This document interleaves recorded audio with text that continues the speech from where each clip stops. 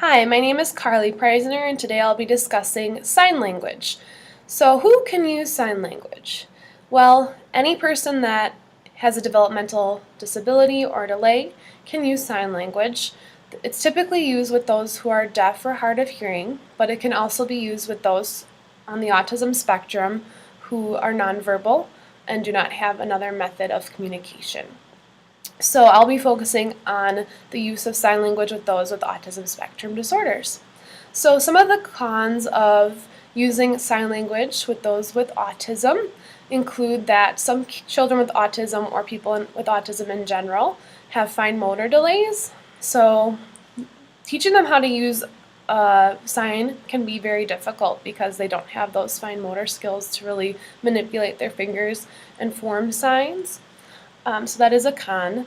Another con to using sign language with those with ASDs is that they typically do not have very good imitation skills at the beginning of ABA therapy. So it is important to teach them how to imitate early on, and that could help them learn how to learn signs pretty quickly. So those are two cons, is the imitation skills and the fine motor development is pretty delayed typically. And then there can also be some inconsistencies among staff members when teaching signs to those with ASDs.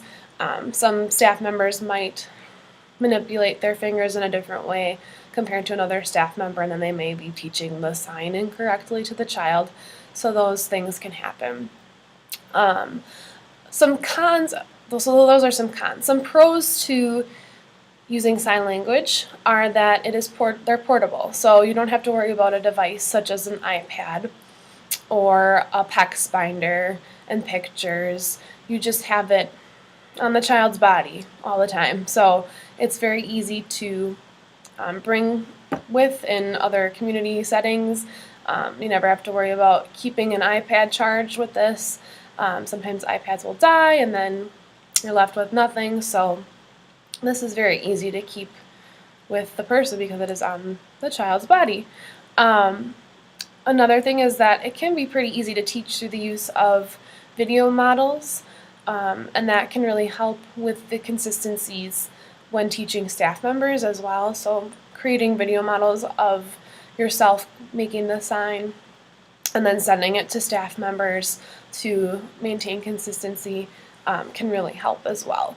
So it can be pretty easy to teach once those children have those imitation and fine motor skills, and it can happen pretty quickly. And another pro is that it can lead to verbal communication in the future. So it does teach verbal communication, and that is a possibility in the future. It doesn't happen all the time, but that's a possibility. So I'm just going to quickly demonstrate some signs that can be used, and these can be used to help request the child's wants and needs so that we know what they want. And so one of them would be, let's say, banana. So we have our finger pointed up and we peel it away like a banana, like you would with a banana. So the child would request like this, and then we would give them a banana.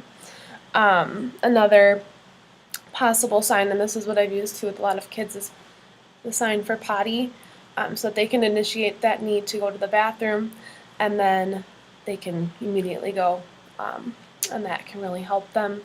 And it really does decrease challenging behaviors as well. That's another pro, is sign language can decrease challenging behaviors and teach functional communication skills. So those are just some examples.